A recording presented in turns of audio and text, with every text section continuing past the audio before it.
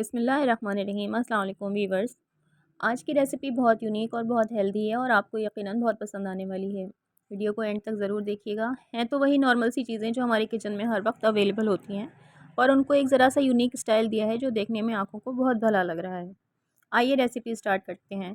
क्योंकि ये मैं 1 पर्सन के लिए बना रही हूँ, इसलिए हम इसमें एक बाउल में 1 अंडा डालेंगे, 1 चम्मच प्याज, 1 चम्मच टमाटर, 1 चम्मच शिमला मिर्च को चॉप करके डालेंगे, हस्बे ज़ायक़ा नमक और लाल मिर्च डालेंगे। काली मिर्च भी डाल सकते हैं। इसको फेंट के एक साइड पे रख देंगे। अब एक नॉर्मल पराठे का पेड़ा ले लेंगे, उसको नॉर्मल पराठे की तरह से फैला लेंगे। उसकी एक साइड पे तिल स्प्रिंकल कर देंगे।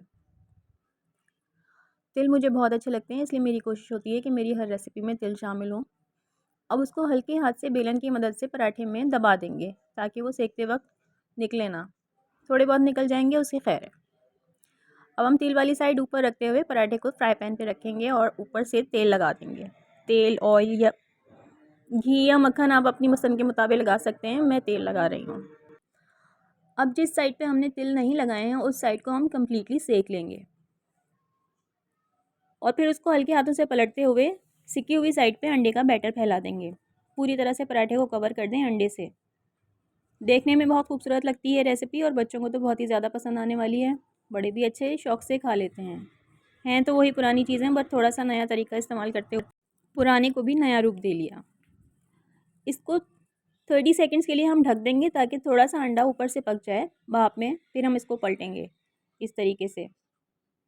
थोड़े से तिल निकल गए हैं, उनकी परवाह ना करें। अब अंडे वाली साइड को भी अच्छी तरीके से पका लेंगे और फिर इसको डिश आउट कर लेंगे।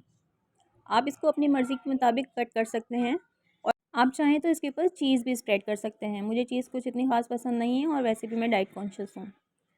अब आप इसे पिज़्ज़ा की शेप में काट लें या फिर इस तरह डबल करके फ़ोल्ड करके इस तरह से कट कर लें। दोनों तरीके से ही देखने में बहुत खूबसूरत लगेगा। बहुत ही हेल्दी और बहुत ही टेस्टी रेसिपी चंद ही लम्हों में बन के तैयार हो गई है। रेसिपी पसंद आए तो फ़ीडबैक ज़रूर दीजिएगा। अल्लाह हाफ़िज़।